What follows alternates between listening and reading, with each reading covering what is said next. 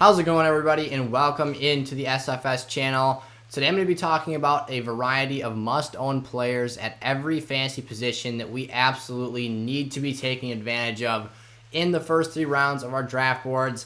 These are players that I simply think produce just as good, if not better, numbers than players who are being taken at, before, and around their current ADPs. They're can't miss. They're players you desperately want in your fantasy lineups this season because the production is going to be that good. And once again, a lot of these players have really nice draft prices as well. So if you're new around here, make sure to head down, click that subscribe button, and turn the bell on so you can take advantage of all the content I put out here on a weekly basis on the channel. I'm bumping up from 5 to 6 videos a week to make sure I can get you guys prepped and ready to go for this fantasy season. And I'll be adding a Saturday mock draft into the lineup. So thank you so much for tuning into today's video. Let's hit that intro and get into these must-own players.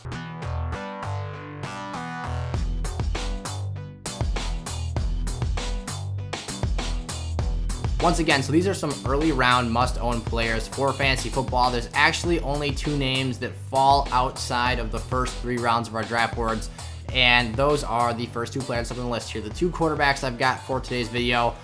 These players are by far better options, in my opinion, than your Patrick Mahomes, your Josh Allens of the world that are going very, very high. And for Mahomes specifically, you should not be drafting a quarterback in the first 2 rounds of your fantasy drafts. He's just not giving you the positional advantage you need unless you're playing in a super flex league or a 2-quarterback league.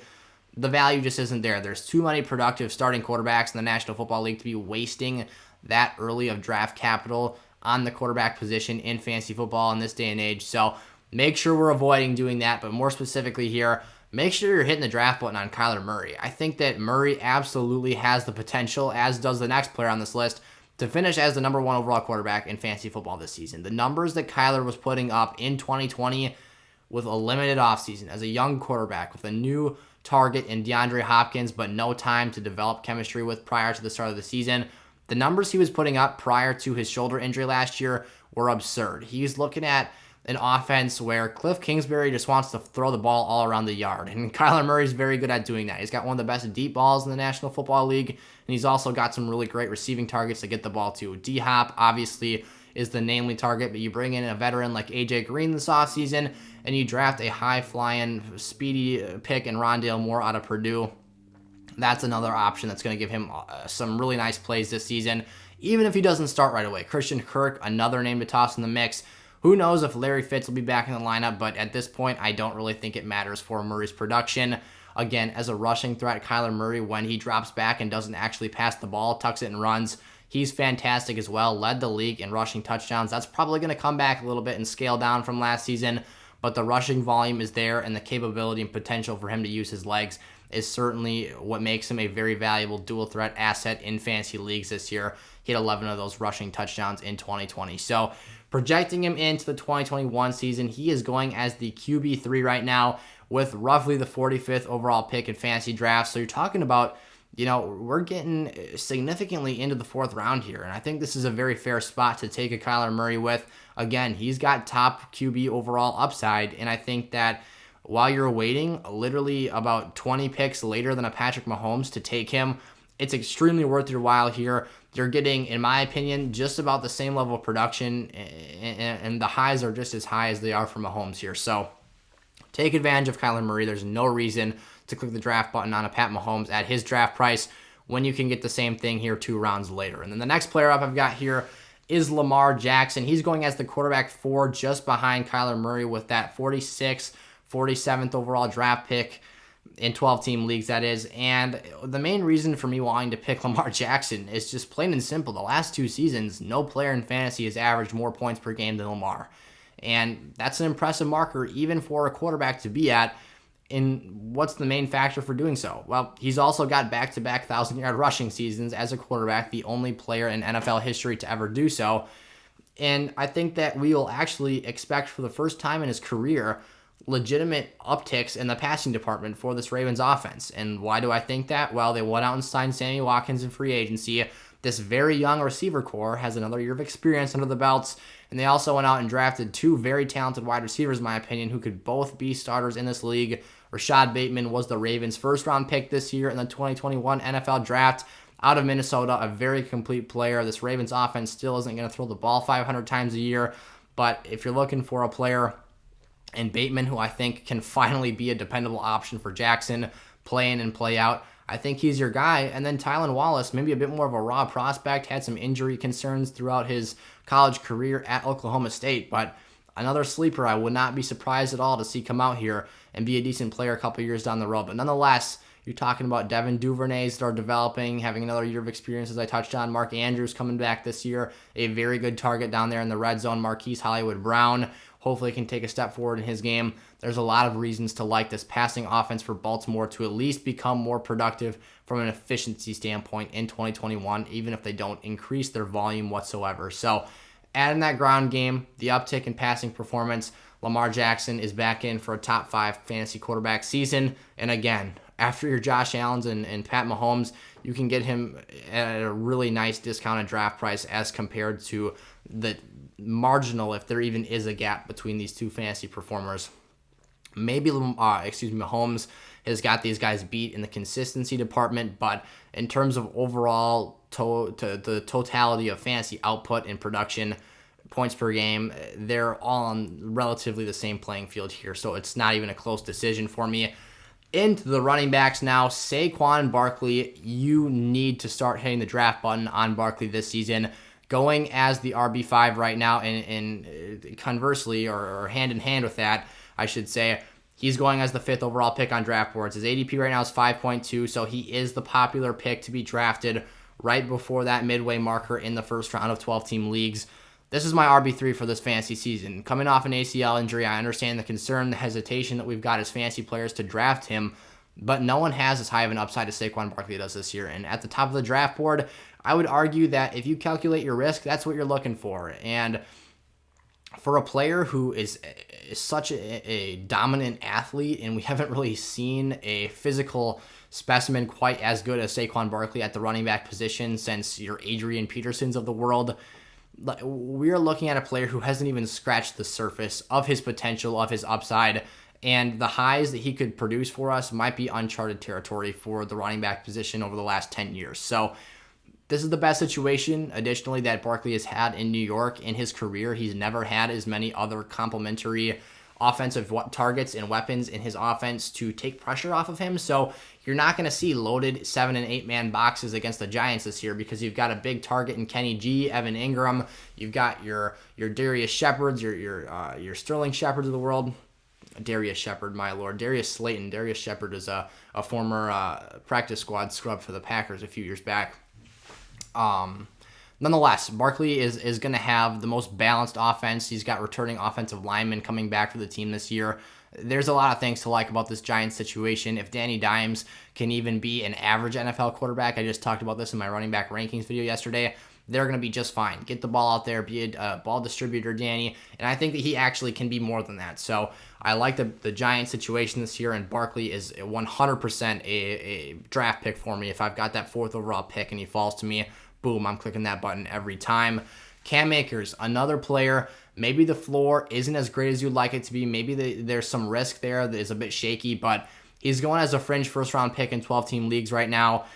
Low-end RB1 is what he's being drafted as, but the upside is right there. I'd say a tier below a Saquon Barkley, maybe 2 tiers actually, if I want to say that Barkley is the most greatly valued upside pick for me this fantasy season. You put your Henrys, Kamaras, and your McCaffreys, your Cooks, that next tier down for upside. Cam Akers is hanging right there with them, right in the mix, right in the fold. It's a long shot, but he does have RB1 overall potential in a Sean McVay offense that has produced an RB1 overall prior in Todd Gurley. I would argue that Todd Gurley is probably a bit more talented, maybe a bit more well-rounded, a thicker player, less likely to get injured, of course, unless you're talking about his knees. Akers has got all the talent, the explosiveness, the quick twitch ability, everything you look for in a workhorse fantasy running back. He can catch the ball out of the backfield. Matt Stafford coming into this offense, I think, is a great help. Will help this team stay on the field, extend drives and possessions longer, and ultimately cash in for 6. So I love the prospective draft pick of Akers here. Again, if you're picking at the back half of the first round and you can get Akers as a late first round pick, I absolutely love that draft selection in the first, or the late first or the top of the second there. It's a great draft choice. Najee Harris, my last must-own running back, I'm going to toss in today's video for the simple fact that he's a late second-round pick, and I think that he has RB1 potential. You talk about rookie running backs usually, or at least the trend the last couple of years here, has been that they start off slow and end the season on crazy hot tears. Look at your Miles Sanders in 2019. Look at your Jonathan Taylors in 2020, your J.K. Dobbins of the world. They come on late, and Cam Akers even, from the previous example. They start slow. Maybe they don't see the utilization, the efficiency you'd like to see out of them right off the bat. But boy, when things click, do they ever click in a hurry. Najee, the line, has been a topic of concern and question marks for the Steelers offense. But by that time of the season, as long as they stay relatively healthy, the chemistry will be there. They'll develop an understanding of how to block for Najee, and the offensive line in the running back position will click together and work very nicely together.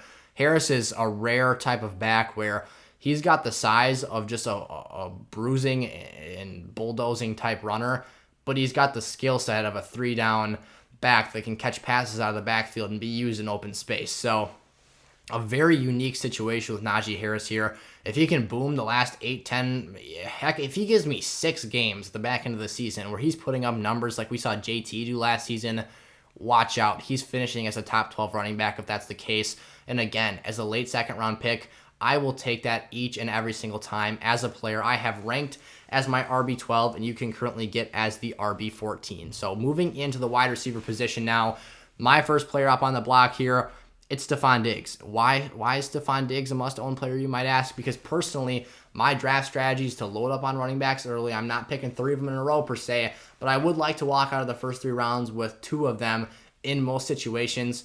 Well, Stefon Diggs, in my opinion, his upside is just as good as your Tyreek Hill, who is currently going as wide receiver 1 right now. Based off of average draft position, he's overtaken Davante Adams. Stefon Diggs' upside is right there with Davante Adams. It's right up there with DeAndre Hopkins. All of the players that are going ahead of Stefon Diggs, he can go toe-to-toe with them in any statistical production category outside of maybe touchdown receptions with Davante Adams, who's been miles ahead of the competition over the last 5-year span. Regardless of that, the floor is there. The elite quarterback play is there. Josh Allen is going to feed this man the football, and they have one of the best combination of skill sets I've seen in a quarterback wide receiver stack. Like, their play styles just complement each other so well. Allen's deep ball, Stefon Diggs' burst and ability to separate downfield. It's like a match made in heaven. I say this every time when I talk about these two. Finished as wide receiver 3 last year and didn't even put up double-digit touchdowns. He only had 7 of them, so look for that area to improve. I think Stefon Diggs, he led the league in reception yards last season. He can come out here, ball again in 2021, and put up some really great numbers and potentially be the wide receiver 1 overall as a player that we're getting right now at the 16th overall draft pick, so just before the middle of the second round, and as the wide receiver 4 off the board. Another one that doesn't make sense to me right now, Calvin Ridley's going as the wide receiver 7. I think it's like 3 videos in the last 2 weeks I've said this, but please pick him before A.J. Brown.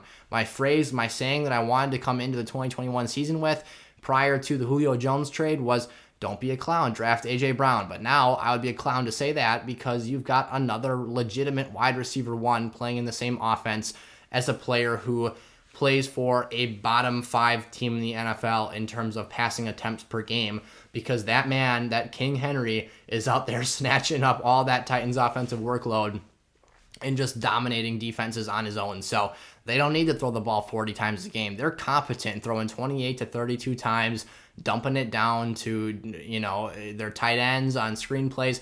You're not looking at volume play anymore for A.J. Brown, which we thought he was going to be a top 3 fantasy wide receiver. But now the tables have turned a bit, and we've got other options on the table that are better. And in the case of Calvin Ridley, he's still being drafted after an A.J. Brown. So Ridley, why do I like him so much? 143 targets with Julio Jones on the field for 9 games last season. Yes, it's only 9 games, meaning he didn't play for 7 of them, but still, he got the job done. We know he can produce wide receiver 1 numbers now. Finished as the wide receiver 4 last year, and he's being drafted later than that right now. I think the upside is higher than it's ever been. He's got the least amount of target competition that we've seen him since he's walked into this team as a former first-round pick. Although Kyle Pitts is walking in, the number 4 overall draft choice, I have been a frequent advocator here on the channel that the tight end position needs time to develop, to mature, to adjust to the NFL game. it's not going to be an instant 120 target season for Kyle Pitts. I just don't see that happening. The production is going to be slower than you think it will be. Eventually, I'm all for Kyle Pitts jumping in here, being a generational talent, and just sweeping the production off the floor and being a dominant player in this offense. But it will not happen instantly. He will need time to adjust. As good as he is, as athletic as he is, as good as the traits might look on paper and on film right now, it's going to take him some time. Maybe Ridley's numbers aren't as great in week 12 as they were in week 8 because Kyle Pitts starts to infringe upon his workload a little bit.